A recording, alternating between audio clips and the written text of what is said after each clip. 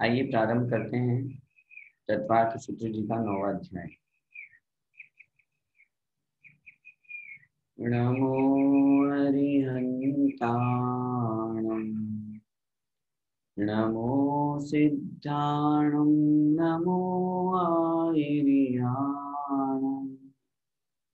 नमो वज्रायाणं नमो लोये सौविसाहुणम्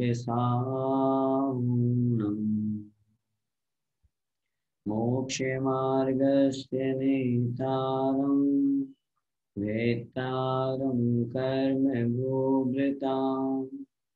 ज्ञातारं विश्वतत्त्वानां वन्दे तद्गुणलब्धये। पंचकर्मिष्ठी भगवान की जय। द्वादशांग जिनवाणी माता की जय। संत शिरोमणि आचार्य भगवंत कृपा श्री विद्यासागर जी महाराज की जय। परम पूज्य गुरुदेव निपुंगो श्री सुधा सागर जी महाराज की जय। अड़ाईपस्त समस्त मुनिराजों की जय। तत्वार्थ सूत्र महान ग्रंथादिराज की जय। आचार्य उमा स्वामी महाराज की जय। उत्तम आकिंचन्य धर्म की जय। आचार्य उमा स्वामी द्वारा विरचित महान ग्रंथ तत्वार्थ सूत्र जी का हम प्रतिदिन के अनुसार एक एक अध्याय का संक्षिप्त में अर्थ भावार्थ समझ रहे हैं। आइए उसी क्रम में आज हम आगे बढ़ते हैं और 9वें अध्याय को समझते हैं, उसका मीनिंग समझते हैं। पहले हमने प्रारंभ के 4 अध्याय में जीव तत्व का वर्णन, फिर उसके बाद में अजीव तत्व का वर्णन 5वें अध्याय में, आश्रव का वर्णन 6ठे और 7वें अध्याय में, उसके बाद में बंध तत्व का वर्णन हमने कल 8वें अध्याय में पढ़ा था।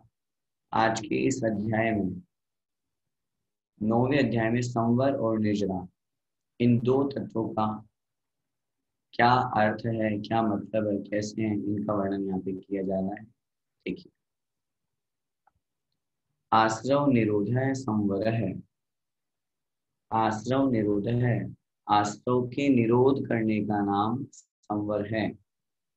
पहले तो हम अच्छी तरह से इस बात को समझ लें, संवर और निर्जरा ये दो तत्व हमारी आत्मा के लिए उपयोगी है, उपकारी है। जीव अजीव सामान्य इन दोनों से मिलकर के आश्रव और बंध हे है जो हमें संसार में भटकाते उन्हें छोड़ना चाहिए। और संवर और निजरा ये आत्मा के लिए उपादेय है और मोक्ष जो है वो परम उपादेय है, लक्ष्य है। संवर किसे कहते हैं? आश्रव को रोकने का नाम संवर है। आश्रव को रोकने का तात्पर्य है जिन जिन निमित्तों से कर्मों का आश्रव हो रहा था उन निमित्तों को छोड़ देना, उनका त्याग कर देना। जैसे हमने पढ़ा था काय वांग मनः कर्म योग है, अर्थात मन वचन काय की प्रवृत्ति से कर्म का आश्रय होता है। तो मन वचन काय की प्रवृत्ति को कंट्रोल करना। दूसरा मिथ्या दर्शन, अविरति, प्रमाद, कषाय और योग, ये सब आश्रय और बंध में निमित्त थे। हमने इनको छोड़ दिया और इनसे अपोजिट जो गुण जिससे प्रकट होते हैं उनको ग्रहण कर लिया, तो हमारे संवर कर्मों का हो गया, कर्मों का आना रुक जाना। आश्रम मतलब कर्म का आना, आगमन, और जब कर्मों का आना रुक गया तो कहलाया संवर। आगे सगुप्ति समिति धर्मानुपेक्षा परिचय जय चारित्र ही। स मतलब वह जो संवर है वह गुप्ति, समिति, धर्म, अनुपेक्षा, परिचय जय और चारित्र के साथ में होता है। वह जो संवर है गुप्ति, समिति, धर्म, अनुपेक्षा, परिचय और चारित्र के द्वारा होता है। अब आगे इन्हीं का वर्णन करेंगे। गुप्ति किसे कहते हैं, कितने प्रकार की होती है, समिति किसे कहते हैं, कितने प्रकार की, धर्म, अनुपेक्षा, इस 9वें अध्याय में इन्हीं विषयों को आधार लेकर के कथन किया है। अब इससे तो संवर होता ही होता है। आगे एक सूत्र कह रहे हैं कि संवर का और भी कोई हेतु है क्या, और भी कोई निमित्त है क्या, तो बता रहे हैं तपसा निर्जराचे। तपसा निर्जराचे, तपसा मतलब तप करने से, निर्जराचे निर्जरा भी होती है और संवर भी होता है। च मतलब और, संवर भी। मतलब संवर की जो निमित्त गुप्ती समिति आदि वो तो है ही, उसके साथ में तप भी संवर का निमित्त है, और तप के साथ साथ संवर के साथ साथ निर्जरा भी होती है। किसके माध्यम से? तप के माध्यम से। इसलिए तप संवर और निर्जरा दोनों में निमित्त है। आगे अब देखिए गुप्ती। सम्यक योग निग्रहो गुप्ति ही। सम्यक योग, सम्यक मतलब अच्छी प्रकार से, योग निग्रह, योगों को वश में करना, योग को कंट्रोल में करना, गुप्ती अर्थात गुप्ती कहलाती है। तात्पर्य ये है, जहां पर मन वचन काय को अपने वश में कर लिया, मन वचन काय का नाम योग है, और योग को अपने वश में कर लिया, मतलब योगों की अशुभ प्रवृत्ति को रोक दिया, उसका नाम हुआ गुप्ती। ऐसा नहीं समझना मन का काम चिंतन करना है तो मन तो सोचेगा तो सही, बिना चिंतन किए मन कैसे रहेगा, लेकिन मन के द्वारा अशुभ विचार रुक गया, उसी का नाम हो गया मनोगुप्ती। वचन के द्वारा अशुभ प्रवृत्ति रुक गई, ये कहलाई हमारी वचन गुप्ती। और शरीर के द्वारा हम अशुभ कार्य करने से रुक गए, ये कहलाई हमारी काय गुप्ती। आगे समिति। ईर्या भाषेषणा दान निक्षेपोत्सर्गा समितयः। ईर्या भाषा एषणा आदान निक्षेप उत्सर्गा, ये समिति है। समिति 5। समिति किसे कहते हैं? यत्नाचार पूर्वक प्रवृत्ति करने का नाम समिति है। किसी भी क्रिया को करें सावधानी से करें, देखें कहीं जीव हिंसा तो नहीं हो रही, इसका नाम है समिति। पहली है ईर्या समिति, गमन करते समय अपने आगे की 4 हाथ जमीन देख करके चलना, ये कहलाती है ईर्या समिति। क्यों कहा 4 हाथ का? क्योंकि 4 हाथ देखने पे हमारी आंखों का एंगल ऐसा बनता है जो बहुत अधिक नीचे और बहुत अधिक ऊपर नहीं होता। अगर बहुत अधिक ऊपर होगा तो फिर नीचे के जीव नहीं दिख पाएंगे, और बहुत अधिक नीचे होगा तो सामने की वस्तु में दिख नहीं पाएगी, टकरा जाएंगे। इसलिए 4 हाथ का ऐसा कोण बनता है, इसलिए 4 हाथ जमीन देख करके चलने की बात की जाती है। मुनि महाराज जब चलते हैं नीचे देख करके चलते हैं, ये कहलाती है ईर्ष्या समिति। भाषा समिति अर्थात बोलते समय हित मित और सुप्रिय वचनों का प्रयोग करना, किसी को कष्टदायी हो, किसी को दुखदायी हो, ऐसे वचन नहीं बोलना। फिर है ऐषणा समिति अर्थात आहार ग्रहण करते समय सभी प्रकार के अंतराय दोषों को टाल करके आगम के अनुसार बिल्कुल शुद्ध आहार करना, ये कहलाती है ऐषणा समिति। आदान निक्षेपण समिति, आदान का मतलब होता है ग्रहण करना, निक्षेपण मतलब होता है रखना। किसी भी वस्तु को ग्रहण करते समय अथवा रखते समय पिच्छिका लगाना, जीव हिंसा का ध्यान रखना। स्वयं को भी, स्वयं भी जब बैठेंगे तो बैठने से पहले पिच्छिका से मार्जन करेंगे। इस तरह ये कराती है आदान निक्षेपण समिति। और अंतिम है उत्सर्ग समिति। उत्सर्ग समिति बोले या प्रतिष्ठापन बोले एक ही बात है, पर्यायवाची नाम है। मलमूत्र क्षेपण करते समय जीव हिंसा का ध्यान रखना, कहीं मेरे द्वारा जहां मैं मलमूत्र क्षेपण कर रहा हूँ तो कहीं जीव हिंसा तो नहीं हो रही है, ये इस तरह से। धर्म के 10 भेद। उत्तम क्षमा मार्दवार्जव, शौच सत्य संयम, तपस्त्यागा किंचन्य, ब्रह्मचर्याणि धर्म है। उत्तम क्षमा, उत्तम मार्दव, उत्तम आर्जव, उत्तम शौच, उत्तम सत्य, उत्तम संयम, उत्तम तप, उत्तम त्याग, उत्तम आकिंचन्य और उत्तम ब्रह्मचर्य, ये धर्म अर्थात 10 धर्म हैं। धर्म किसे कहते हैं? जो संसारी दुखों से निकाल करके उत्तम सुख में ले जाए, उत्तम सुख प्राप्त कराए, उसे कहते हैं धर्म। ये धर्म के 10 लक्षण हैं, 10 प्रकार के धर्म हैं। विगत दिनों से हम समझ भी रहे हैं, इसलिए यहाँ पे मुझे और इनकी डेफिनेशन देने की आवश्यकता नहीं है।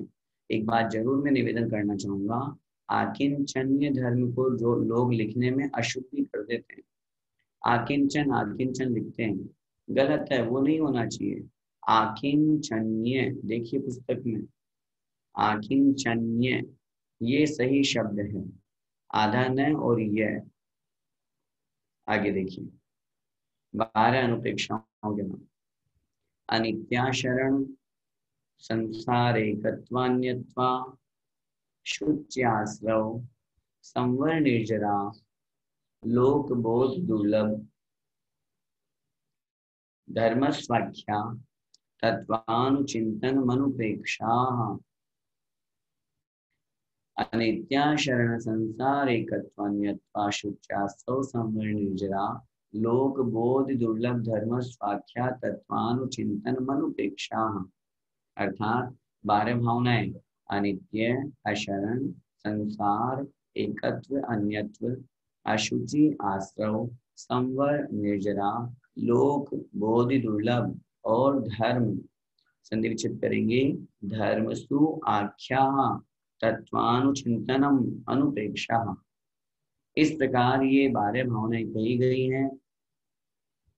उस तत्व का चिंतन करना, तत्व का मतलब तद्रूप जो भाव है, वस्तु का जो स्वरूप है, अनित्यता का चिंतन करना, अशरण का चिंतन करना, ये कहलाती है अनुप्रेक्षा। अनुप्रेक्षा मतलब भावना।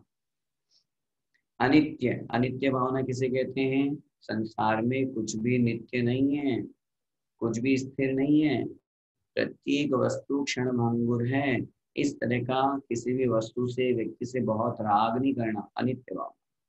अशरण भावना अर्थात संसार में मेरा कोई शरण नहीं है, जब मृत्यु काल उपस्थित होता है तो मुझे कोई नहीं बचाने वाला। इस तरह का चिंतन करके सिर्फ जिन धर्म जिन देव ही शरण हैं, ऐसा सोच करके उन्हीं का ध्यान स्मरण करना अशरण भावना है।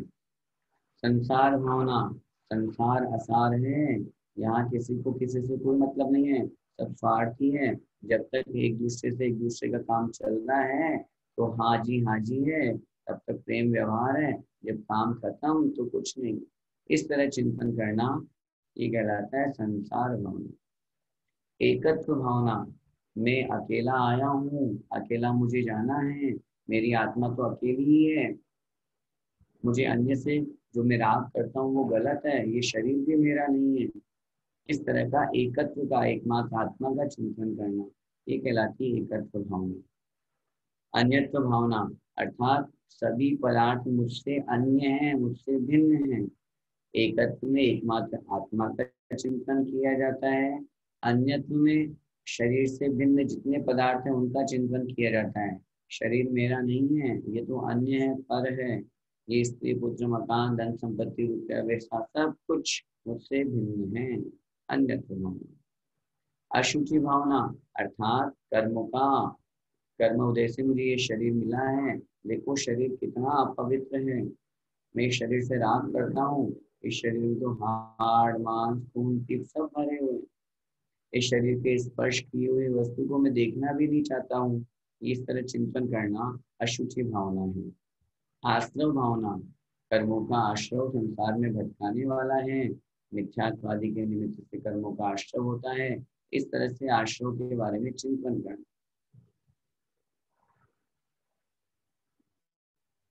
संवर भावना, कर्मों का संवर किन कारणों से होता है, क्या ऐसा कार्य करें, गुप्ती समिति आदि का पालन करें जिससे कर्मों का आश्रव रुक जाए, कर्म आना रुक जाए, संवर उसका चिंतन करना। निर्जरा भावना अर्थात कर्म किस वजह से आकर आत्मा से निर्जरित कैसे हो सकते हैं। करते समय जो सविपाक निर्जरा चल रही है उसकी चर्चा नहीं, वो तो चल ही रही है, लेकिन अविपाक निर्जरा जो है, जो कर्म बाद में उदय में आने वाले हैं, तपस्या आदि के माध्यम से उनको पहले ही उदय में ला करके झड़ा देना, ये कहलाती है निर्जरा भावना। इसका चिंतन करना। लोक भावना, लोक 343 घन राजू है, अधोलोक में ऐसा है वृत्तासन के आकार का, मध्यलोक में असंख्यात द्वीप समुद्र, ऊर्ध्वलोक में स्वर्ग, पूरे लोक का चिंतन, कहाँ कहाँ कृत्रिम चैत्यालय, कहाँ सुमेरु पर्वत, कहाँ नंदीश्वर द्वीप, ये कहलाता है लोक भावना। बोधि दुर्लभ भावना, बोधि का मत होता है रत्नत्रय, रत्नत्रय की प्राप्ति बहुत दुर्लभ है, प्राप्त होना बहुत कठिन होता है। मुझे मनुष्य पर्याय मिली, कितनी कठिनता से, कितनी पूर्ण से मिली, सम्यक दर्शन की प्राप्ति हुई, बहुत कठिन है। इस तरह से रत्नत्रय की दुर्लभता का चिंतन करना। और अंत है धर्म, धर्म भावना अर्थात वास्तव में आत्मा का कल्याण करने वाला तो धर्म ही है, धर्म ही जीव का साथी है, धर्म ही वस्तु का स्वभाव है। उसे तदनुसार वैसा चिंतन करना, ये कहलाती है धर्म भावना। इन 12 भावनाओं को भाने से आत्मा में वैराग्य उत्पन्न होता है और कर्मों की निजरा संवर होता है। आगे, मार्गाच्यवन निर्जरार्थम परिषोढव्याः परिशहाः। मार्गाच्यवन निर्जरार्थम परिषोढव्याः परिशहाः। मार्ग से अच्यवन और निर्जरार्थम, मार्ग से च्युत नहीं हो जाए हम, मार्ग से छूट नहीं जाए। मार्ग कौन सा? जिनमार्ग, मुनि मार्ग, जो मार्ग अपना रहे हैं। ये वर्णन मुनि महाराजों का चल रहा है। गृहस्थ गुप्त समिति धर्म अनुपेक्षा का पालन नहीं करता है, अंश मात्र में अपने एक अभ्यास के रूप में या पाप से बचने के लिए जितना कर सकता है वो कर सकता है, लेकिन मुनि महाराज तो करते ही करते हैं। तो ये पूरा वर्णन उन्हीं के लिए है। तो उस जिन मार्ग से, मोक्ष मार्ग से च्युत न हो जाए। और दूसरा महत्वपूर्ण उपाय, निर्जरार्थम, निर्जरा के लिए। परिशोढव्या परिशहा, परिशोढव्या मतलब सहन करना चाहिए। किसको? परिशहा मतलब परिशहों को। अर्थात जो हमारे ऊपर किसी प्रकार का कोई उपसर्ग आता है या कोई आपत्ति विपत्ति उत्पन्न होती है, उन परिशहों को शांत भाव से सहन करना चाहिए। किसके लिए? 2 कारण, मार्ग से च्युत न हो जाए। जिन मार्ग में लगे हैं, मुनि मुद्रा को धारण करके मोक्ष मार्ग में लगे हैं, तो भैया वहां कष्ट तो आएंगे आएंगे, तलवार की धार पे चलने के समान है वो तो। अब वहां आपको शीत उष्ण भूख प्यास की बाधा आपको सहन करनी पड़ेगी। और सबसे महत्वपूर्ण बात, कर्मों की निर्जरा भी तो हो रही है, इसलिए तो मुनि बने हैं, इसलिए तो उस मार्ग को अपनाया है। तो उस निर्जरा के लिए उन परीक्षाओं को सहन करना चाहिए। परीक्षे कितने होते हैं? परीक्षे 22 होते हैं, बता रहे देखिए। क्षुत पिपासा शीतोष्ण दंश मशक नाग्न्या रति स्त्री चर्या निषद्या शय्या क्रोश वध याचना लाभ रोग तृण स्पर्श मल सत्कार पुरस्कार प्रज्ञा ज्ञान दर्शनानि। क्षुत पिपाशा शीतोष्ण दंश मशक नाग्न्या रति स्त्री चर्या निषद्या शय्या क्रोश वध याचना लाभ रोग तृण स्पर्श मल सत्कार पुरस्कार प्रज्ञा ज्ञान दर्शनानि। ये 22 प्रकार के परिचय हैं। आइए बहुत संक्षेप में इनको हम समझते हैं। सबसे पहला है क्षुध, मतलब भूख लगने पर उसे शांत भाव से सहन करना। पिपासा, प्यास के दुख को शांत भाव से सहन करना। गर्मी में भयंकर प्यास लग रही है, एक समय आहार लेते हैं मुनि महाराज, अब क्या करें, शांत भाव से सहन करो। शीत, शीत मतलब होता है सर्दी, सर्दी की बाधा को, वेदना को शांत भाव से सहन करना। उष्ण माने गर्मी की बाधा को सहन करना। दंश मशक अर्थात काटने वाले जो जीव जंतु है, चाहे वो बिच्छू है, सांप है, अथवा मक्खी मच्छर डांस आदि के द्वारा भी जो हमारे शरीर को काटा जाता है, शरीर खा रहे हैं, मच्छर परेशान कर रहे हैं, उसे शांत भाव से सहन करना, ये कहलाता है दंश मशक। नाग्न, नग्न रहते हुए मन में और तन में किसी प्रकार का कोई लज्जा भाव नहीं लाना, शर्म महसूस नहीं करना, ये कहलाता है नाग्न परिचय। मुनि महाराज नग्न दिगंबर भ्रमण करते हैं, विहार करते हैं, उठते बैठते हैं, उन्हें कोई विकल्प नहीं होता, क्योंकि मन में विकार नहीं है तो तन में विकार कैसा। इसलिए वो कभी भी अपने आगे पीछे भी नहीं लगाते, वो तो बिल्कुल जैसे चल रहे हैं। नवजात शब्द का प्रयोग किया आचार्यों ने। नग्न दिगंबर जैसे बालक उत्पन्न होता है स्वभाव से, वैसा उनका स्वभाव होता है। आरती, यहाँ से फिर शब्द निकलेगा आरती, अर्थात कोई कारण उपस्थित होने पर कोई वस्तु हमें अच्छी लगी तो उसके प्रति राग नहीं करना, और अच्छी नहीं लगी तो द्वेष नहीं करना। स्त्री अर्थात स्त्रियों के हाव भाव या प्रदर्शन आदि को देखकर उनमें आकर्षित नहीं होना, उसको जीतना, उनके प्रति विकार भाव उत्पन्न नहीं आने देना। चर्या, गमन करते समय कोई कांटा लग गया, कोई चुभ गया, ऐसी स्थिति में उसको शांत भाव से सहन करना। निषद्या, निषद्या का मतलब होता है बैठे समय, अगर कहीं पर एकांत स्थान में ध्यान करने के लिए बैठे हैं और बैठने के बाद में देखा चुभ गया, कोई पत्थर कंकड़ पत्थर चुभ रहा है, उसे उस बैठी हुई स्थिति में जो कष्ट आ रहे हैं उन्हें शांत भाव से सहन करना। शैया, लेटे हुए, अब मुनि महाराज के अपने जैसे डल्लभ की गद्दे थोड़ी ना होते हैं, वो तो जमीन पे, शिला पे, चट्टान पे या ज्यादा से ज्यादा लकड़ी के पाटे पे, कठोर पाटे पर विश्राम करते हैं। अब सोते समय चुभ रहा है, कष्ट हो रहा है, उसे शांत भाव से सहन कर। फिर है आक्रोश। आक्रोश मतलब दुष्ट जीवों के द्वारा अगर कठोर शब्द बोले जा रहे हैं, बोले गए हैं, तो उसे भी शांत भाव से सहन करना, उनका वापस रिप्लाई नहीं देना, गुस्सा नहीं करना। वध अर्थात किसी के द्वारा तलवार आदि चलाए जाने पर मारने का भाव या मारने पर भी उसे वापस उसका प्रतिकार नहीं करना, उसका रिप्लाई नहीं करना, उसे शांत भाव से सहन करना। फिर है याचना, अर्थात प्राणों का वियोग हो जाए लेकिन आहार आदि की याचना नहीं करते। मुनि महाराज अपने मुंह से ये नहीं कहते मुझे ये चाहिए। अगर कोई मुनि ये कह रहे हैं मुझे मोबाइल चाहिए, मुझे रुपया चाहिए, मुझे ये चाहिए, डूब के मर जाना चाहिए चुल्लू भर पानी में, याचना परिचय की बात चल रही है। अरे दिगंबर मुनि है, मुनि महाराज है, भगवान है वो हमारे, उन्हें मांगने की आवश्यकता क्या है? आहार आदि के लिए अगर उन्हें कहना पड़े मेरा चौका लगाओ या मुझे आहार के लिए पैसा दो, बिल्कुल नहीं, कभी नहीं, कोई भी मुनि महाराज को नहीं करना चाहिए। बहुत गलत अगर करते हैं तो। अलाभ अर्थात भिक्षा या आहार प्राप्त नहीं होने पर दुखी नहीं होना। अलाभ मतलब लाभ नहीं होने पर, आहार का लाभ नहीं हुआ, अब अंतराय आ गया या विधि नहीं मिली, अलाभ परिचय, उसे शांत भाव से सहन करना। फिर है रोग परिचय जय। शरीर में किसी प्रकार का कोई रोग हो गया, बीमारी हो गई, उसे शांत भाव से सहन करना। फिर है तृण स्पर्श, अर्थात चलते समय रास्ते में कांटे हैं, तिनके हैं, ये छूट जाते हैं, लग गए, कांच लग गया, कुछ ऐसी स्थिति होगी, उसे शांत भाव से सहन करना। मल परिचय जय, अर्थात चूंकि मुनि महाराज स्नान तो करते नहीं, अब शरीर में मल मैल जमा हो गया, ऐसी स्थिति में उस मल को भी शांत भाव से सहन करना। ऐसा नहीं कि अपने मलिन शरीर को देख कर घृणा करना, अरे क्या करूँ, अब मुनि तो बन गया, नहाना तो पड़ता नहीं है, अब क्या करूँ, कैसे गंदे इस गंदगी को साफ करूँ, वो नहीं। सत्कार पुरस्कार, अर्थात गुणों में अधिकता होने पर लोग अगर आपका बहुत सत्कार करे, बहुत प्रशंसा करे, बहुत मान सम्मान हो, दुनिया भर के प्रधानमंत्री सब आपके चरणों में आकर के नमस्कार करें, तो अपने अंदर अहंकार उत्पन्न नहीं करना, अर्थात उसमें कलुषता भाव नहीं लाना। और इसमें दूसरा अर्थ भी लगाया जाता है, अर्थात नहीं होने पर, अरे मैं इतना बड़ा हूँ तो भी लोग मेरा सम्मान नहीं करते, उसमें कलुषता उत्पन्न नहीं करने देना, अपने आप के मन को समझाए रखना। फिर प्रज्ञा परिषद, अर्थात बहुत अधिक ज्ञान होने पर मान नहीं होना, अहंकार नहीं होना। अज्ञान परिषद है, ज्ञानादि की हीनता होने पर मन में ये परिणाम नहीं लाना, अरे मैं तो क्या करूँ, मेरे मेरे प्रवचन में तो कोई आता ही नहीं, मेरे तो कोई क्लास पढ़ता ही नहीं है। ये भी एक बहुत बड़ा परिचय है, उसको भी जीतना चाहिए मुनि महाराज को।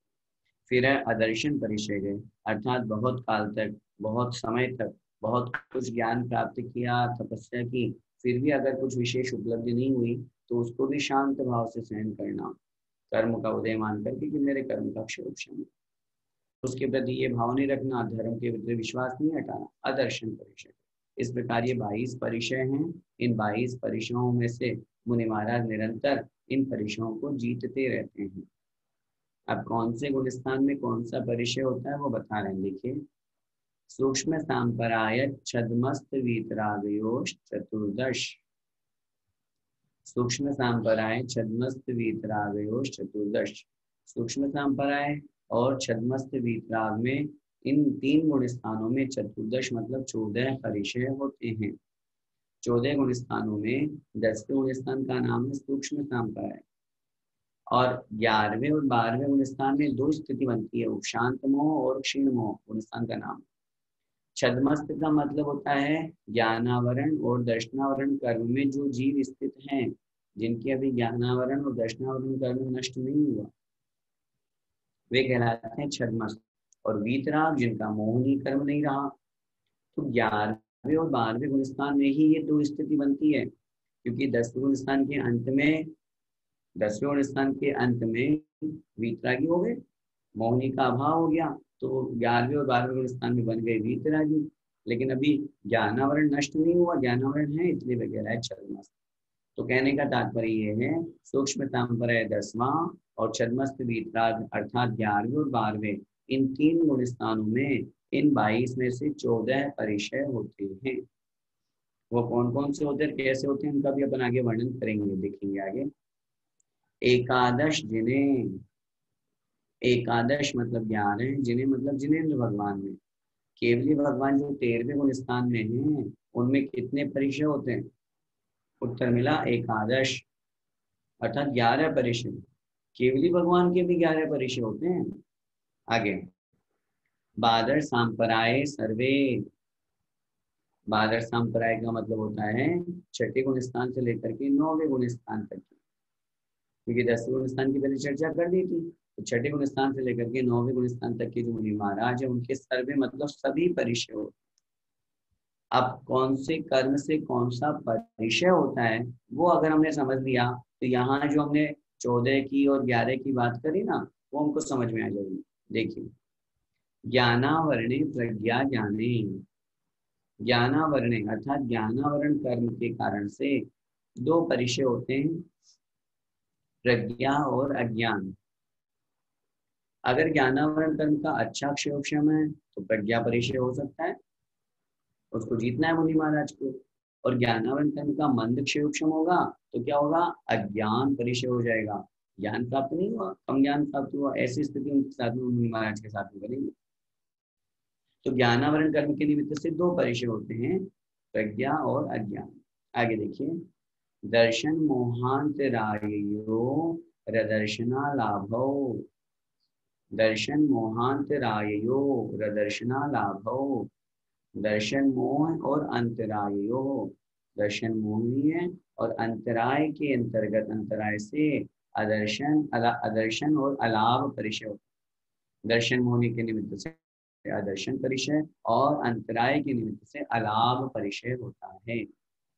आगे, चारित्र मोहे नाग्न्या रति स्त्री निषद्याक्रोश याचना सत्कार पुरस्कारा। चारित्र मोहनी के उदय से कौन से परिचय होते हैं? नाग्न्य, अरति, स्त्री, निषद्या, आक्रोश, याचना और सत्कार पुरस्कार, ये परिचय होते हैं। अब ध्यान से देखिए बात को, हमने पहले सूत्र पढ़ा था जिसमें 10वें 11वें 12वें गुण स्थान में 3 परिचय, 3 गुण स्थानों में 14 परिचय बताए थे। अब समझना हमको 10वें गुण स्थान की, पहले तो छठे से 9वें गुण स्थान में बात करें तो वहां तो अभी सभी कर्म है, कोई भी कर्म नहीं गया, इसलिए वहां सभी परिचय घटित हो गए। अब 10वें 11वें 12वें गुण स्थान में 3 गुण स्थानों में 14 परिचय बताए, तो ज्ञानावरणी प्रज्ञा ज्ञान है कि नहीं वहां पे है। अभी ज्ञानावरण कर्म है तो इस निमित्त से उनकी 2 परिचय होंगे। दर्शन मोह और अंतराय की अपेक्षा से दर्शन मोह तो है नहीं, तो उसके अभाव में अदर्शन नहीं होगा, और अलाप परिचय जो कहा गया वो तो अंतराय कर्म भी है इसलिए होगा। और चारित्र मोह जो है वो 10वें स्थान के अंत में उपशम अथवा क्षय को प्राप्त हो जाता है, तो इस निमित्त से होने वाले परिचय उनके नहीं होंगे। इस अपेक्षा से जो अगला सूत्र है, वेदनीय शेषा, वेदनीय शेषा, वेदनीय कर्म के निमित्त से 11 परिचय होते हैं।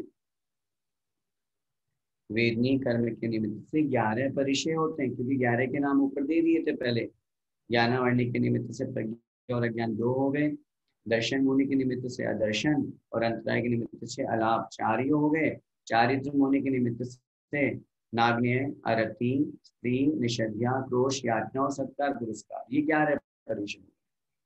इसलिए केवली भगवान जो 13वें गुण स्थान में हैं उनके भी अभी वेदनीय कर्म बाकी हैं, असाता वेदनीय होता है उनकी उदय, इसलिए उनकी 11 परिचय वहां कहे गए। भले उसका अनुभव नहीं हो रहा हो, भले ही उसका अनुभव नहीं हो रहा, उनको भूख प्यास की बाधा नहीं लग रही हो, लेकिन कर्म के निमित्त से जो परिचय का कथन किया गया वो तो हो गई। अब एक साथ एक जीव में, एक साधु में कितने परिचय हो सकते हैं? देखिए, एकादयो भाज्या युगपदे कस्मिन् एकोन विंशतेः, एकादयो भाज्या युगपदे कस्मिन् एकोन विंशतेः, एक आदय है, एक को आदि लेकर, एक को प्रारंभ करके, एक से लेकर के, भाज्या मतलब विभाजन करने पर, एकस्मिन युगपद मतलब एक साथ, एकस्मिन मतलब एक जीव में, एकोनविंशते है, अर्थात 19 परिचय हो सकते हैं, ज्यादा से ज्यादा मैक्सिमम। 22 एक साथ क्यों नहीं होंगे? 22 एक साथ इसलिए नहीं होंगे क्योंकि शीत और उष्ण में से तो कोई एक ही होगा ना। दूसरा, मुनि महाराज या तो चर्या करेंगे या निषद्या करेंगे या शय्या करेंगे, या तो चल रहे होंगे या बैठे होंगे या लेटे हुए होंगे। तो तीन में से कोई एक ही तो स्थिति बनेगी, तो दो तो वो कम हो गए और शीत और उष्ण में से एक समय में एक, इस तरह से तीन कम हो गए। तो 22 में से तीन कम हुए तो 19 परिचय मैक्सिमम एक साथ एक मुनि महाराज के हो सकते। अब आगे चारित्र देखें। सामायिक छेदोपस्थापना, परिहार विशुद्धि, सूक्ष्म सांपराय, यथाख्यात मिति चारित्रम। सामायिक छेदोपस्थापना, परिहार विशुद्धि, सूक्ष्म सांपराय, यथाख्यात मिति चारित्रम। चारित्र के 5 भेद। सामायिक चारित्र, पहला सामायिक चारित्र अर्थात जीवन पर्यंत के लिए समस्त सावध्य योग का संपूर्ण रूप से पापों का परित्याग कर देना, ये कहलाता है सामायिक चारित्र। फिर छेदोपस्थापना, प्रमादवश अगर चारित्र में कोई दोष लग गया है, छेद का मतलब होता है दोष, और उस उपस्थापना मतलब प्रायश्चित आदि के द्वारा उसे पुनः ठीक करना, ये कहलाता है छेदोपस्थापना चारित्र। फिर है परिहार विशुद्धि चारित्र, अर्थात अगर कोई मुनि महाराज केवली या शुद्ध केवली के पादमूल, पहले उन्होंने लिखा 30 वर्ष गृहस्थ में रह करके फिर केवली के पादमूल में बैठ करके प्रत्याख्यान पूर्व का पाठ करते हैं, ऐसे मुनि महाराज के जो विशेष सिद्धि प्रकट हो जाती, विशेष चारित्र प्रकट हो जाता है, ऐसे मुनिराज कहलाते हैं परिहार विशुद्धि चारित्र वाले मुनि महाराज। सूक्ष्म सांपराय, 10वें गुण स्थान में जो चारित्र होता है वह कहलाता है सूक्ष्म सांपराय, और 11वें 12वें 13वें और 14वें गुण स्थान में जो चारित्र होता है वह कहलाता है यथाख्यात चारित्र। पूर्ण रूप से कषाय के अभाव होने पर जो चारित्र हुआ वो कहलाया यथाख्यात चारित्र। तप, तप का वर्णन अभियान से प्रारंभ कर रहे हैं। देखिए, अंशनाव महोदर्य, वृत्ति परिसंख्यान, रस परित्याग, विविक्त शय्यासन, कायक क्लेशा बाह्यम तपः। अनशन, अवमोदर्य अर्थात मूनोदर, वृत्ति परिसंख्यान, रस परित्याग, विविक्त शय्यासन और कायिक क्लेश, बाह्यम तप है, अर्थात ये बाह्य तप हैं। बाह्य मतलब ये बाहर से दिखते हैं। अनशन, चारों प्रकार के आहार का त्याग करना। ऊनोदर अर्थात भूख से कम खाना। फिर वृत्ति परिसंख्यान, भोजन करते समय कोई विधि लेना, कोई संकल्प ले लेना, मैं तो आज एक बार ही भोजन ग्रहण करूंगा, एक ही अंजुलि करूंगा। मुनि महाराज विधि लेके निकलते हैं, वो भी वृत्ति परिसंख्यान कहलाती है। फिर है रस परित्याग, जो 6 प्रकार के रस बताए गए हैं, दूध, दही, मीठा, नमक और इसके अलावा घी और तेल। वार के अनुसार लगाएंगे तो सोमवार को हरि, इनका त्याग करना अपनी शक्ति अनुसार, 7 रसों का, 6 रसों का, या डे बाय डे के हिसाब से त्याग करना। विविक्त शय्यासन अर्थात एकांत स्थान में स्थिर होकर के शैया अथवा आसन लगाना, ये कहलाता है विविक्त शय्यासन। और फिर काय क्लेश अर्थात अपनी अंतरंग आत्मा तक पहुंचने के लिए एक स्थान पर खड़े हो जाना, ध्यान करना, शरीर को क्लेशित करना, शरीर को कष्ट देना, आतापन आदि योग करना, भयंकर गर्मी में भी चट्टान के ऊपर खड़े हैं, ऐसे मुनि महाराज जी कहलाता है काय क्लेश आदि। ये बाह्य है, बहिरंग से दिखते, इसलिए इनको बाह्य तब कहा है। आगे, प्रायश्चित विनय वैयावृत्य, स्वाध्याय विसर्ग ध्यानानुत्तरम।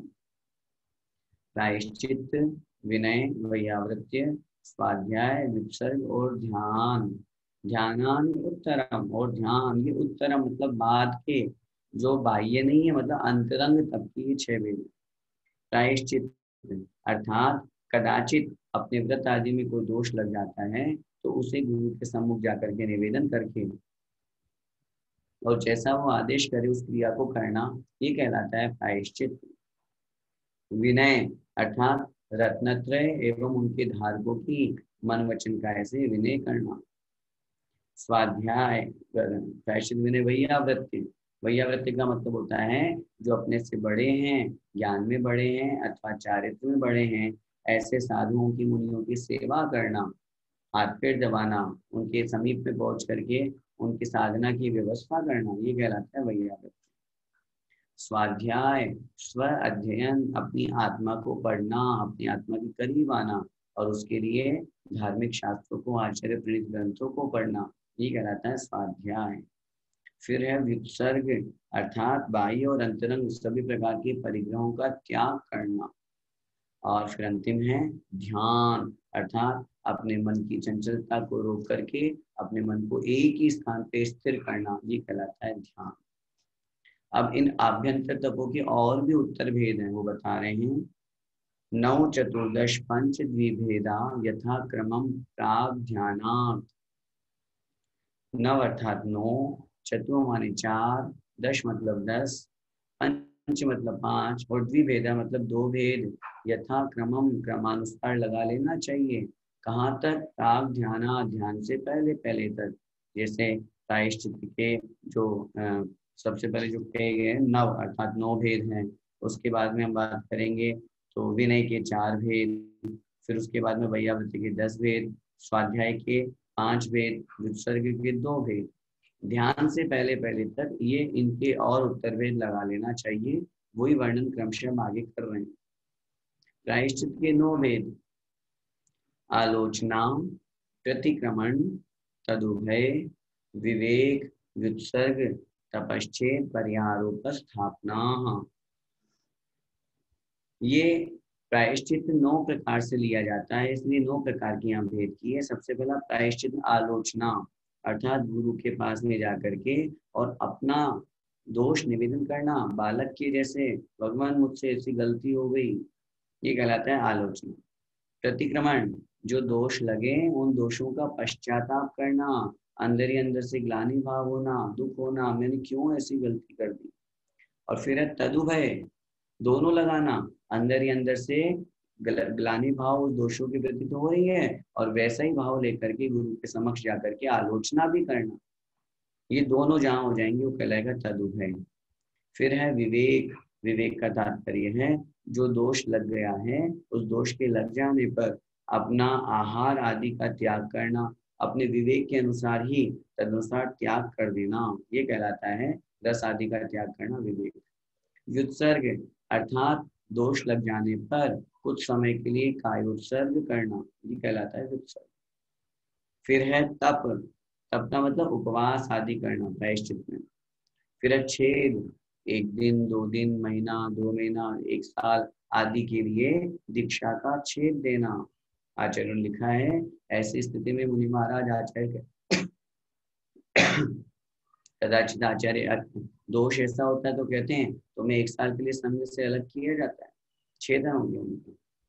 ये अगला वाला है जो संघ से अलग करने के परिहार, कुछ समय के लिए संघ से पृथक कर देना अथवा अलग रहने का उपदेश देना कि तुम अलग रहना ताकि। और आचार्य ने भी लिखा छेद के अंतर्गत, अर्थात मुनि महाराज की पहले दीक्षा हुई थी और उनके बाद में और भी मुनि महाराज हुए थे, उनको कह देना अब आज के बाद तुम आहार के लिए सबसे लास्ट में उठना, अब तुम सबसे छोटे हो गए। इस तरह से प्रायश्चित आदि का विधान शास्त्रों में किया। और उपस्थापना, अर्थात कोई बड़ा दोष हो जाने पर पुरानी दीक्षा छेद करके पुनः नवीन दीक्षा देना, ये कहलाता है उपस्थापना। ये प्रायश्चित अनेक प्रकार का होता है। गुरु महाराज आचार्य महाराज विवेकानुसार आगम के ग्रंथ जो पे गए हैं, प्रायश्चित के विशेष शास्त्र पे गए हैं, उनका अध्ययन करके और तदनुसार दोष को देख करके प्रायश्चित देते हैं। विनय तप के 4 भेद, ज्ञान दर्शन चारित्रोपचारा। ज्ञान दर्शन चारित्र और उपचार, ये 4 प्रकार की विनय होती है। ज्ञान की विनय करना, ज्ञानी की विनय करना, दर्शन की विनय करना, सम्यक दर्शन के धारक सम्यक दृष्टि की विनय करना, चारित्र की विनय करना और चारित्र के धारक साधुओं की विनय करना, और अंतिम है उपचार विनय, अर्थात जो अपने से बड़े हैं, महान हैं, उनकी विनय, उनका सम्मान करना, चाहे वो ज्ञान में बड़े हों, चारित्र में बड़े हों, चाहे आयु में बड़े हों। फिर है वैयावृत्ति के 10 भेद। देखिए, आचार्य, उपाध्याय, तपस्वी, शैक्ष्य, ग्लान गण कुल संग साधु मनोज्ञानाम। आचार्य की वैयावृत्ति करना, उपाध्याय की सेवा शुश्रूषा करना। आचार्य किन्हें कहते हैं? जो शिक्षा दीक्षा देते हैं, संघ के नायक होते हैं। उपाध्याय उन्हें कहते हैं जो संघ में पढ़ाने का कार्य करते हैं। फिर है तपस्वी, जो बहुत अधिक तप करने वाले मुनि महाराज है, उनकी वैयावृत्ति करना, उनकी सेवा करना। शैक्ष का मतलब जो शिक्षा लेने वाले साधु हैं जो संघ में, उनकी उनकी विनय उनका उनकी वैयावृत्ति करना। फिर है ग्लान, ग्लान का मतलब है रोगी साधु, अगर किन्हीं मुनिराज को कोई रोग हो गया है, ऐसे साधुओं की वैयावृत्ति करना। भाई बात तो वैयावृत्ति की चल रही है, लेकिन पात्र के भेद से वैयावृत्ति के भेद कर दिए कि मुनि महाराज इस तरह के अनेक प्रकार के हो सकते होते हैं। फिर है गण, गण का मतलब होता है वृद्ध मुनियों के अनुसार जो चलने वाले हैं, अथवा स्थविर साधु वृद्ध मुनि महाराज, वो कहलाते हैं गण, उनकी वैयावृत्ति करना। कुल, कुल का मतलब होता है अपने ही आचार्य के द्वारा जो दीक्षा दिए गए अन्य मुनि महाराज हैं, उनकी विनय उनकी वैयावृत्ति करना। संघ ऋषि मुनि यति और अनगार, इन 4 प्रकार के मुनियों का समूह जो होता है, उनकी वैयावृत्ति करना। फिर है साधु, साधु का मतलब जो बहुत ज्यादा साधना करते हैं, बहुत लंबे समय से दीक्षित हैं, उन मुनिराज की वैयावृत्ति करना। और मनोज्ञ अर्थात लोक में जो ख्याति प्राप्त है, प्रसिद्धि को प्राप्त है, ऐसे साधुओं की वैयावृत्ति करना।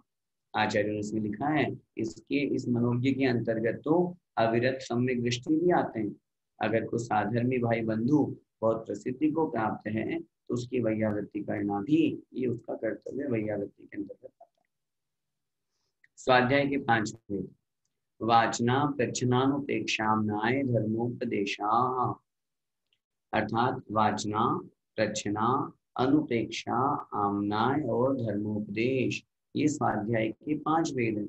वाचना, किसी भी ग्रंथ का वाचन करना, सिर्फ पढ़ना, अर्थ नहीं आ रहा तो कोई बात नहीं, सिर्फ वाचन करना, ओनली रीडिंग। प्रच्छना, अर्थात अगर उस स्वाध्याय में कुछ समझ में नहीं आया है, वो हम पूछ रहे हैं, जिज्ञासा समाधान शुल्क का समाधान कर रहे हैं, तो ये कहलाता है प्रच्छना नाम का स्वाध्याय। फिर है अनुपेक्षा, जो हमने पढ़ा उसका बार बार चिंतन करना, मन ही मन में दोहराना, ये कहलाता है अनुपेक्षा। फिर है आमनाय, आमनाय का मतलब है बार बार पाठ करना, जो आगम के ग्रंथ है उसको दोहराना, मतलब केवल जैसे सूत्र सूत्र हम पढ़ रहे हैं, पाठ कर रहे हैं, ये कहलाता है आमनाय। वो धर्मोपदेशा, धर्म का उपदेश देना, शिविर लगना, शिविर पढ़ाना, क्लास पढ़ाना, ये कहलाता है धर्मोपदेश। ये इस प्रकार स्वाध्याय के 5 वेद कहे गए। विसर्ग के 2 वेद देखें। बाह्याभ्यंतरोपध्यो, बाह्य और आभ्यंतर उपध्यो, उपधि माने परिग्रह, बाह्य और अंतरंग, उपधि मतलब परिग्रह का त्याग होने का नाम। ये विसर्ग तत्व 2 प्रकार का है, बाह्यरंग और अंतरंग। अब प्राग ध्यान, ध्यान से पहले की वहां चर्चा की गई थी, अब ध्यान का विशेष वर्णन था, इसलिए वहां अब यहाँ से पूरा ध्यान का वर्णन प्रारंभ हो रहा है। देखिए, उत्तम सहनन से एकाग्र चिंता निरोधो ध्यान मांतर मुहूर्ता। उत्तम सहनन से, उत्तम सहनन वाले के, उत्तम सहनन का मतलब होता है प्रारंभ के 3 सहनन, हमने जो 6ठे अध्याय में वर्णन पढ़ा था ना, कि जो कर्मों के भेद होते हैं, नाम कर्म के 93 में से सहनन शक्ति शरीर की, तो उत्तम सहनन वाले के एकाग्र चिंता निरोध है ध्यानम, एक ही वस्तु पर अपने मन को केंद्रित करना, रोक देना, उसका नाम है ध्यान। कब तक होता है ये? अंतर मुहूर्ता, अंतर मुहूर्त तक होता है। अंतर मुहूर्त के बाद नियम से ध्यान बदलेगा ही बदलेगा, मन भटकेगा ही भटकेगा, परिवर्तन होगा ही होगा। चूंकि हम यहाँ जो बात कर रहे हैं वो धर्म ध्यान और शुक्ल ध्यान की है, इसलिए उनकी अपेक्षा से उत्तम सहनन की यहाँ पे चर्चा की गई। बाकी ध्यान और सामान्य रूप से वो तो हमारे भी होता है। आगे देखिए, कितने प्रकार का ध्यान होता है? आर्थ रौद्र धर्म शुक्लानी, आर्थ ध्यान, रौद्र ध्यान, धर्म ध्यान और शुक्ल ध्यान। ये 4 प्रकार के ध्यान के भेद होते हैं। आगे, परे मोक्ष हेतु, परे मतलब बाद के जो 2 ध्यान हैं, मोक्ष हेतु वो मोक्ष के कारण हैं, मोक्ष के निमित्त हैं। कौन कौन से? धर्म ध्यान और शुक्ल ध्यान। इस सूत्र से ये भी सिद्ध हो रहा है, आचार्य महाराज ने और सूत्र नहीं बनाया, लेकिन बाद के 2 ध्यान मोक्ष के कारण हैं। इसका मतलब प्रारंभ के 2 ध्यान संसार के कारण है। 8 ध्यान और रुद्र ध्यान संसार में भटकाने वाले हैं। देखिए, अब उनकी चर्चा कर रहे हैं। 8 ध्यान 4 प्रकार का होता है। आत्म मनोज्ञस्य संप्रयोगे तद्विप्रयोगाय स्मृति समन्वाहार है। आर्त ध्यान कौन सा? अमनोज्ञस्य संप्रयोगे, अमनोज्ञस्य जो मन को अच्छा लगने वाला नहीं है, चाहे वो वस्तु हो चाहे वो व्यक्ति हो, जो मन को अच्छा लगने वाला नहीं है, उसके संप्रयोग हो जाने पर, सन्निकट आ जाने पर, समीप आ जाने पर, तद विप्रयोगाय उसको मैं अपने से दूर कैसे करूं, कैसे हटाऊं, इसके लिए जो बार बार स्मृति समन्वयहार है, अर्थात मन का जो चिंतन होता है, वह कहलाता है पहला इष्ट अनिष्ट संयोग आर्त ध्यान। जो हमें अच्छा नहीं लग रहा है, ऐसे अनिष्ट वस्तु का व्यक्ति का संयोग हो जाने पर उसे दूर करने के लिए जो बार बार चिंतन किया जाता है, वह कहलाता है अनिष्ट संयोगज आर्त ध्यान। दूसरा इष्ट वियोगज विपरीतम मनोज्ञस्य, उससे विपरीत लगाएंगे किसमें? मनोज्ञ में। किसी मनोज्ञ व्यक्ति का, वस्तु का, हमारी कोई प्रिय वस्तु थी, हमारे कोई प्रिय व्यक्ति था, वो हमसे दूर चला गया, चाहे थोड़े दिन के लिए गया है, 10 दिन के लिए गया है, 15 दिन के लिए गया है, या हमेशा के लिए चला गया, उसको वापस अपने पास में समीप में कैसे लाऊं मैं, इसके लिए जो बार बार चिंतन किया जाता है, वह कहलाता है इष्ट वियोगज आर्त ध्यान। आगे, वेदनायाश्च, अर्थात वेदना होने पर भी इस तरह का चिंतन होता है, मेरी ये पीड़ा क्यों हो गई, कैसे मैं दूर करूं, दिन रात उसको दूर करने के चिंतन में लगे हुए हैं, ये कहलाता है वेदना नाम का आर्त ध्यान। फिर है निदानम च, अर्थात निदान नाम का आर्त ध्यान भी होता है। आगामी भोगों की इच्छा वांछा के लिए मैं धर्म कर रहा हूँ और निरंतर उसी में अपना मन लगाए हुए, हाँ मैं तो मुनि इसलिए बना हूँ क्योंकि मुझे अगले भाव में इंद्र बनना है, ये कहलाता है निदान नाम का आर्त ध्यान। देखिए आगे, तद विरत देश विरत प्रमत्त संयता नाम, तत् मतलब वह जो आर्त ध्यान है वह अविरत, देश विरत और प्रमत्त संयतों के भी होता है। सोचिए, ऐसा नहीं लगाना कि हमारे ही होता है, चौथे, पांचवें और छठे गुण स्थान में भी आर्त ध्यान पाया जाता है। बस फर्क इतना पड़ेगा, छठे गुण स्थान में निदान नाम का आर्त ध्यान नहीं होगा, क्योंकि व्रती निदान नहीं करता। बाकी मुनि महाराज को भी कदाचित अगर किन्हीं आचार्य की या किन्हीं मुनि महाराज की समाधि हो गई तो इष्ट वियोग आर्त ध्यान हो सकता है। कदाचित आचार्य महाराज ने कह दिया इन मुनि महाराज के साथ में विहार करो, और उन मुनि महाराज के साथ पटरी नहीं बैठ रही, तो अनिष्ट संयोग आर्त ध्यान हो सकता है। छठे गुण स्थान में भी ये आर्त ध्यान होते हैं, मुनि महाराज के भी होते हैं। अब होते तो हैं, लेकिन उनको कम करने की कोशिश करें, उनको नहीं करने की कोशिश करें। हम ये नहीं सोचें अरे जब मुनि महाराज के होते हैं तो फिर हमारे तो होंगे होंगे, ऐसा नहीं है। अपन उस रूप में अपने आप को ग्रहण करें कि हम भी कम करने की कोशिश कर रहे हैं। आगे रौद्र ध्यान की बात कर रहे हैं। हिंसा हिंसा नृतस्तेय विषय संरक्षणेभ्यो रौद्र मविरत देश विरतयो हो। हिंसा, अनृत, स्तेय और विषय संरक्षण। हिंसा नंदी रौद्र ध्यान, अर्थात एक तो हिंसा करना और फिर उसमें ऊपर से आनंद मनाना, बड़ा मजा आया। बच्चे पटाखे फोड़ते हैं, उसमें कितनी हिंसा होती है और खुशी मनाते हैं, अरे देखो कितना तेज बम फूटा। ऐसे बहुत बार हमारे द्वारा भी किसी का मारना, वध करना, किसी को दिल दुखाना, हिंसा की जाती है, उसमें और आनंद मना रहे हैं, ये कहलाता है रौद्र ध्यान। फिर है मृषानंदी या अनृत, मतलब झूठ बोल करके उसमें आनंद मनाना। स्ते मतलब चोरी करके उसमें आनंद मनाना।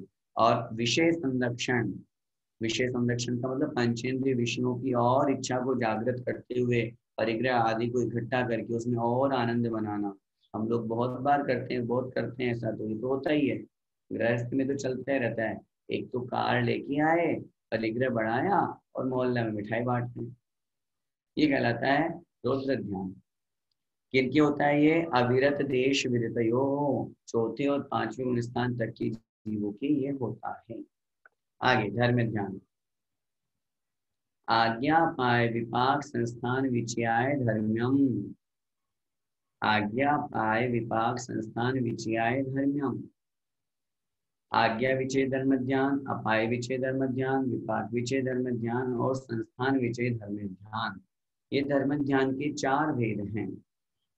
क्या मतलब हुआ? आज्ञा पाए अर्थात जिनेंद्र भगवान की आज्ञा को मान करके और उनके द्वारा जो कहा गया है उसे स्वीकार करना और उसका चिंतन करना, उस ग्रंथों का जो पढ़ा है, जो लिखा है, जो जिनेंद्र भगवान की आज्ञा है। फिर है अपाय। अपाय का मतलब है दुख, संसार के दुखों को और उन दुखों से छूटने के उपाय का चिंतन करना, कैसे मैं इन दुखों से दूर हूँ, ये कहलाता है अपाय विचय। फिर विपाक विचय, कर्मों के फल का चिंतन करना, किसी रोगी गरीब दीनहीन को देख करके ग्लानि नहीं करना, आचार्य श्री कहते हैं उसको देख करके ऐसे सोचना, देखो कैसे कर्म का फल मिलता है लोगों को, क्या क्या फल मिलते हैं, कैसे कैसे मिलते हैं, जो लोग ऐसे ऐसे भी पैदा होते हैं, इतना भी दुख उनको होता है, उसको चिंतन में लाना, ताकि हमारे निमित्त से कोई ऐसा कर्म नहीं करें। और पूज्य गुरुदेव तो हमेशा कहते हैं, अगर अपने जीवन में निरोगी बनना है तो किसी रोगी को देख करके या अपने आप को रोग हो तो बस एक ही भावना मन में करे, भगवान ये रोग किसी को ना हो, ये बीमारी किसी को नहीं हो, मुझे तो हो गई, मेरी तो खत्म हुई, किसी को नहीं हो दुनिया में, सब जीव निरोगी और स्वस्थ, इस तरह की भावना। और चौथा है संस्थान विचय अर्थात लोक के आकार का चिंतन करना, लोक कैसा है, अधोलोक कैसा है, कहाँ आकृतिक चित्तालय है, मध्यलोक में असंख्य द्वीप समुद्र में क्या क्या है, इन सब बातों का चिंतन करना, ये कहलाता है संस्थान विचय धर्म ध्यान। अब आगे शुक्ल ध्यान बता रहे हैं, देखिए। शुक्ले चाद्ये पूर्व विद है। शुक्ले च आद्ये, आद्य मतलब प्रारंभ के जो, आदि के जो 2 शुक्ल ध्यान हैं जिनका वर्णन हम आगे करेंगे, पृथक्त्व वितर्क और एकत्व वितर्क। इन प्रारंभ के 2 शुक्ल ध्यान किनके होते हैं? पूर्वविद है अर्थात शुद्ध केवलियों के होते हैं। पूर्वविद अर्थात पूर्वों की जो ज्ञाता होते हैं, ऐसे 14 पूर्वों की जो ज्ञाता हैं, ऐसे शुद्ध केवलियों के प्रारंभ के 2 शुक्ल ध्यान और च मतलब धर्म ध्यान भी होता है। और आगे के 2 शुक्ल ध्यान किनके होते हैं तो बता रहे हैं, परे केवलिन है। परे मतलब बाद के 2 शुक्ल ध्यान, केवलिन है मतलब केवली भगवान के होते हैं। 13वें और 14वें स्थान में बाद के 2 शुक्ल ध्यान होते हैं। अब ये जो शुक्ल ध्यान है वो कितने प्रकार के? 4 प्रकार के, इनके नाम बता रहे हैं।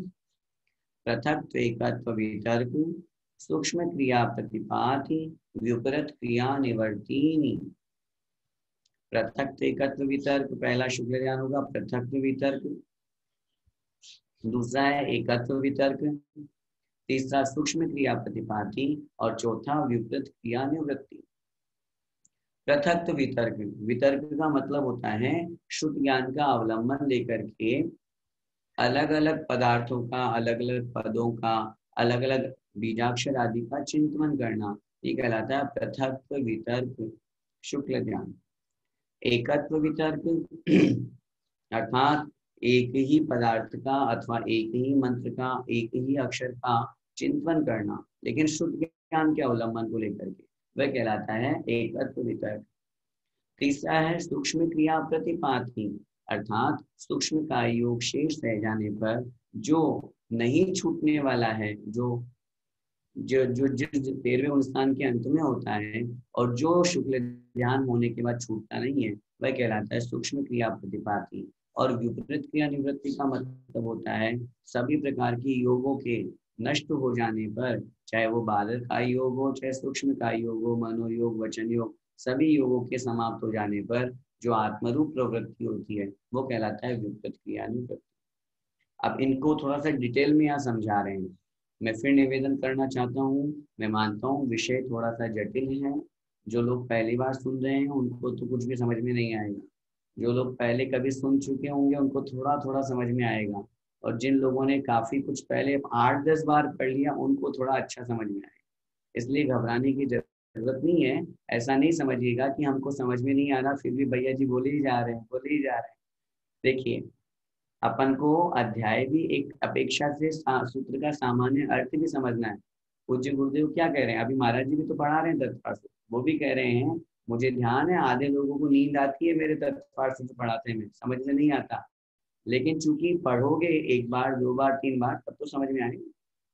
इसलिए ऐसा भाव मत में मन में मत लाइएगा कि ये इतना टफ विषय है तो हम क्यों पढ़ रहे हैं, हमें जिनवाणी का अक्षर पढ़ने का मौका मिल रहा है ये तो सोचो। आचार्य उमा स्वामी महाराज ने जो लिख करके गए, जो उनके मुख से वचन निकले, जो उनके हाथ से लिखे गए ऐसे शब्द हम पढ़ रहे हैं, यही सौभाग्य की बात है। अर्थ नहीं समझ में आए तो समझेंगे बाद में, ज्ञान का क्षेत्रम बढ़ाएंगे, समय आगे निकलेगा। देखें आगे, अब ये जो शुक्ल ध्यान है ये किन के अवलंबन से होते हैं वो बता रहे हैं।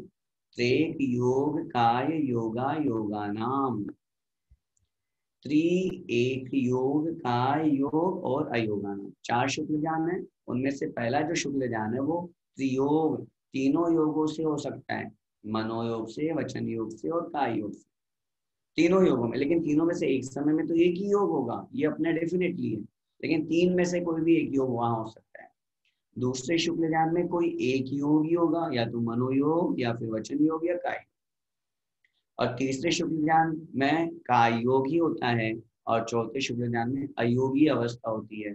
चौथा शुक्ल ध्यान जो होता है उसमें अयोगी अवस्था होती है, अयोग मतलब, इसलिए 14वें गुण स्थान में चौथा शुक्ल ध्यान कहा गया है। आगे के जो 2 शुक्ल ध्यान है उनकी क्या व्यवस्था है।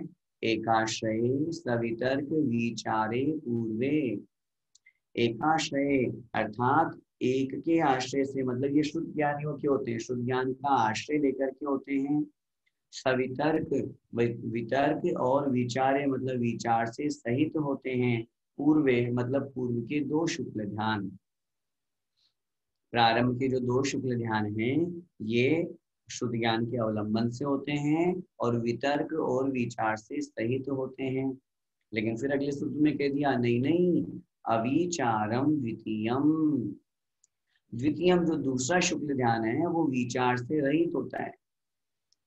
मतलब पहले शुक्ल ध्यान में वितर्क और विचार दोनों होते हैं, दूसरे शुक्ल ध्यान में वितर्क तो होता है लेकिन विचार नहीं होता।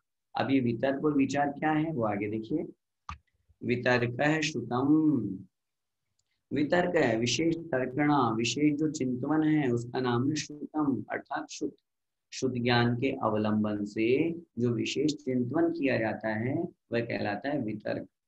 और विचार किसे कहते हैं, विचारोर्थ व्यंजन योग संक्रांति, विचार मतलब विचार, अर्थ व्यंजन योग संक्रांति, अर्थ मतलब पदार्थ, व्यंजन माने कोई शब्द कोई अक्षर, और योग मतलब मन वचन काय, इनकी संक्रांति मतलब पलटन, इनका चेंजेस होना। जैसे जब अपन अभिनव बड़ा पहला शुक्ल ध्यान जो होता है वो विचार से युक्त होता है, दूसरा नहीं होता। और पहले शुक्ल ध्यान की डेफिनेशन क्या थी, नाम क्या था, पृथक वितर्क, अलग अलग चिंतन, कभी मन से चिंतन हो रहा है, कभी वचन से हो रहा है, कभी काय से कर रहे हैं, कभी अर्थ, अर्थ माने पदार्थ, कभी कभी जीव तत्व का कर रहे हैं, कभी अजीव तत्व का कर रहे हैं। व्यंजन में भी पलटन हो रही है, कभी ओम का कभी ह्रीम का, इस तरह से इन तीनों में पलटन चेंजेस होने का नाम है पहला विचार, और पहला शुक्ल ध्यान उससे सहित होता है। आगे सम्यक दृष्टि जीव आदि जो 10 प्रकार के भेद बनते हैं उनमें कर्म की निर्जरा कैसी होती है। देखिए, सम्यक दृष्टि श्रावक वृत्तानंत वियोजक, दर्शन मोह क्षपकोपशम कोप शांत, मोह क्षपक क्षीण मोह जिना, क्रमशो संख्ये गुण निर्जरा। यहाँ पे निर्जरा के 10 स्थान बताए गए हैं। आगे आगे बढ़ते जाएंगे तो पहले पहले वाले की जितनी कर्मों की निर्जरा होती है उनसे असंख्यात गुणी निर्जरा आगे होती है। देखिए, सम्यक दृष्टि, मिथ्या दृष्टि जीव के करण लब्धि को प्राप्त होने पर उस समय जो सम्यक के अभिमुख होता है उस समय जो उसके कर्मों की निर्जरा होती है, उस मिथ्या दृष्टि से सम्यक प्राप्ति के प्रथम समय में असंख्यात गुणी कर्मों की निर्जरा। जितनी सम्यक दृष्टि की निर्जरा होती है उससे असंख्यात गुणी निर्जरा श्रावक की होती है, जिसकी 2 प्रतिमा है, जिसके व्रत हैं और प्रति समय निर्जरा होती है। श्रावक की जितनी निर्जरा होती है कर्मों की, उससे असंख्यात गुणी निर्जरा विरत, विरत माने मुनि महाराज के व्रती की होती है। कर्म की निर्जरा इसलिए हम ये पढ़ रहे हैं, आगे आगे बढ़ते जाएंगे तो कर्म की निर्जरा असंख्यात गुणी, असंख्यात गुणी एक साथ ढेर का ढेर नष्ट होता है, तभी तो मोक्ष होता है। और जब तक ये गुण नहीं आएंगे तब तक कर्म का आश्रय बना रहेगा, निर्जरा तो बहुत दूर है।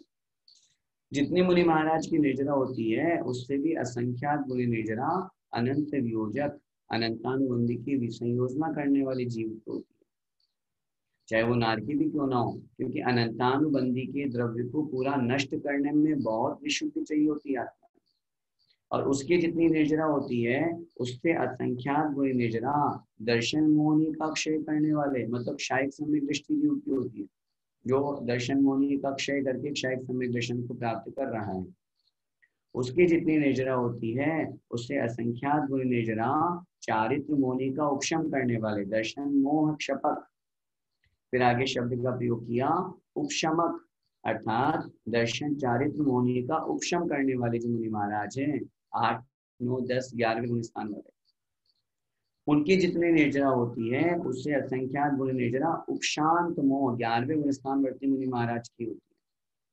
11वें गुण स्थानवर्ती मुनि महाराज की जितनी निर्जरा होती है उससे उनसे असंख्यात गुण निर्जरा क्षपक की, जो चारित्र मोहनी का क्षय करते हुए क्षपक श्रेणी आरोहण कर रहे हैं, 8वें गुण स्थानवर्ती मुनि महाराज की होती है।